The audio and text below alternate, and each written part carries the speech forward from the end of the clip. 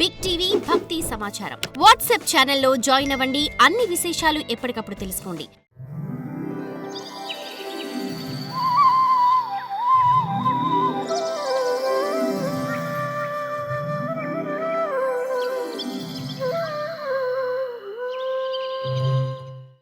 శ్రీకృష్ణుడు తన పనుల ద్వారా లోకాలకు ధర్మాన్ని ఉపదేశిస్తూ ఉండేవాడు. అందుకు ఇది ఒక ఉదాహరణ. అహోబకీయం స్తనకాలకూటం జిఘాంసయాపాయ యదప్యసాధ్వీ లేభే గతిం దాతృచితాం తతోన్యం కం వా దయాళుం శరణం వ్రజేమ. దుష్టురాలైనటువంటి పూతన బాలకృష్ణుని చంపాలనే కోరికతో స్తనములకు కాలకూట విషాన్ని పూసుకొని ఆయనకు పాలు త్రాగించింది. అయినా కూడా ఆ పూతనకు కృష్ణుణ్ణి పెంచిన తల్లి అయినటువంటి యశోదకు ఏ పుణ్యలోకమైతే దక్కిందో ఆమెకు కూడా ఆ పుణ్యలోకమే దక్కింది. ఆహా, ఎంత ఆశ్చర్యం! శ్రీకృష్ణుడు ఎంతటి దయామయుడు! అటువంటి ఆయనను తప్ప మరెవరినీ శరణు పొందేది చెప్పు? ఆయన తప్ప. శ్రీకృష్ణ స్మరణం మమ. స్మరణము శరణము అంతే.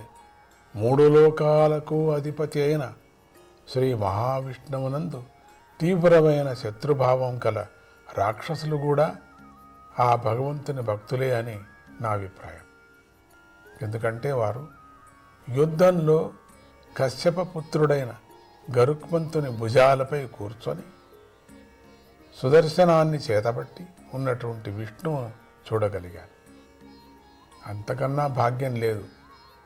కనుక రాక్షసులు కూడా భక్తులే అని ఉద్ధవుడు అభిప్రాయపడ్డాడు. వసుదేవస్య దేవక్యాం జాతో భోజేంద్ర బంధనే చికృష్టిర్ భగవాన్ స్యాహ శమజేనాభియాచితః.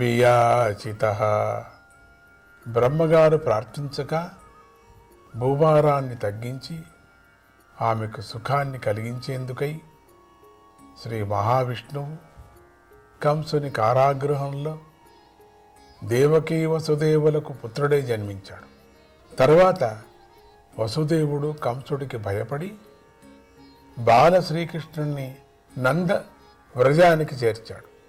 శ్రీకృష్ణుడు అక్కడ తన తేజస్సు బయటపడకోకుండా జాగ్రత్త పడుతూ బలరాముడితో కలిసి 11 సంవత్సరాలు నివసించాడు. ఆ శ్రీకృష్ణ ప్రభువు యమునా నదీ తీరంలో అడవిలో గోపబాలకులతో కలిసి ఆవులను దూడలను మేపుతూ తిరిగాడు. ఆ అడవిలోని చెట్లు కూసే పక్షులతో నిండి ఉండేవి. చెట్లు పూతలు కూసేటువంటి పక్షులు ఉండేవి.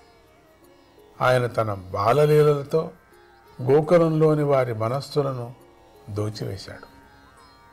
ఆయన ఒకప్పుడు ఏడుస్తూ మరొకప్పుడు నవ్వుతూ సింహం పిల్లలాగా అమాయకంగా చూస్తూ ముచ్చటగా ఉండేవాడు. ఆయన కొంత పెరిగి పెద్దవాడైన తర్వాత శోభతో కూడి ఉన్న గోవుల మందను మేతకై తిప్పుతూ వేణునాదం చేస్తూ తన స్నేహితులను ఆనందింపజేస్తూ ఉండేవాడు. ఆ గోవుల మందలో అన్ని రంగుల గోవులు ఉండేవి. ఎద్దులు కూడా ఉండేవి. కంసుడు శ్రీకృష్ణుడిని చంపమని కామరూపులైన రాక్షసులను పంపాడు.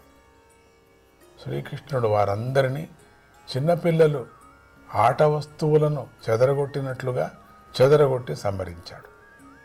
విపన్నాన్ విషపానేన నిగృహ్య భుజగాధిపం ఉత్తాప్య పాయయద్గావః తత్తోయం ప్రకృతిస్థితం.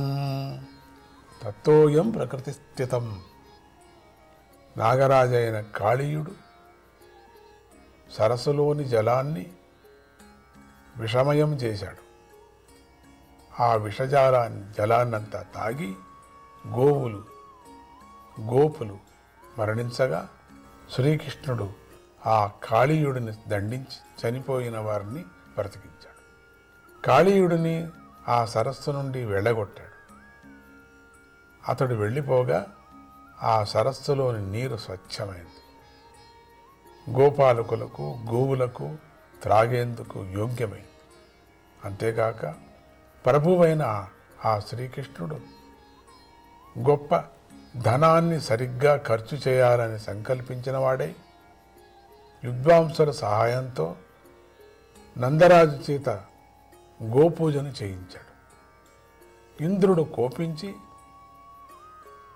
నందవ్రజాన్ని వర్షంతో ముంచెత్తాడు. దానితో నందవ్రజానికి గొప్ప ఆపద వచ్చి పడింది. అప్పుడు శ్రీకృష్ణుడు గోవర్ధన పర్వతాన్ని అవలీలగా ఎత్తి గొడుగులాగా పట్టుకొని అందరినీ రక్షించి అనుగ్రహించాడు. శరదృతువు వచ్చింది. ప్రదోషకాలంలో చంద్రుడి వెన్నెలతో బృందావనం గొప్పగా ప్రకాశించింది. శ్రీకృష్ణుడికి ఆ సమయం బాగా నచ్చింది. ఆయన దాని శోభను మరింత పెంచాలి అనుకున్నాడు. గోపికల సమూహానికి అలంకారం వంటివాడైన ఆ శ్రీకృష్ణుడు గొప్పగాను మధురంగాను గానం చేస్తూ గోపికలతో కలిసి ఆనందించాడు. ఇంతటితో 2వ అధ్యాయం సమాప్తం. ఇక 3వ అధ్యాయం. ఈ 3వ అధ్యాయంలో శ్రీకృష్ణుడు మథురలోనూ మరి ద్వారకాలోనూ చూపించిన లీలలు వర్ణించబడతాయి. యదువులు ప్రభాస క్షేత్రానికి వెళ్ళటం అనే విషయం కూడా ఈ అధ్యాయంలో వివరించబడింది. విదురుడు అడిగిన ప్రశ్నలకు సమాధానం చెబుతూ ఉద్ధవుడు శ్రీకృష్ణుడి బాల్యలీలను వర్ణిస్తూ ఇలా చెప్పసాగాడు. శ్రీకృష్ణుడు తన తల్లిదండ్రులకు సుఖాన్ని కలిగించాలి అనుకొని బలరాముడితో కలిసి నందగోకులం నుండి మథురా నగరానికి వచ్చాడు. ఆయన అక్కడ తన శత్రువులకు నాయకుడైన కంసుడిని కొట్టి ఎత్తైన సింహాసనం నుండి క్రిందకు పడవేసి ఈడ్చి సమరించాడు. సాందీపనే సకృత్ ప్రోక్తం బ్రహ్మాధీత్య సవిస్తరం తస్మై ప్రాదాద్వరం పుత్రం మృతం పంచజనోదరాత్. తర్వాత శ్రీకృష్ణుడు సందీపని మహర్షి యొక్క ఆశ్రమంలో విద్యాభ్యాసానికై గురుకులవాసం చేశాడు. వామనాయ నమః.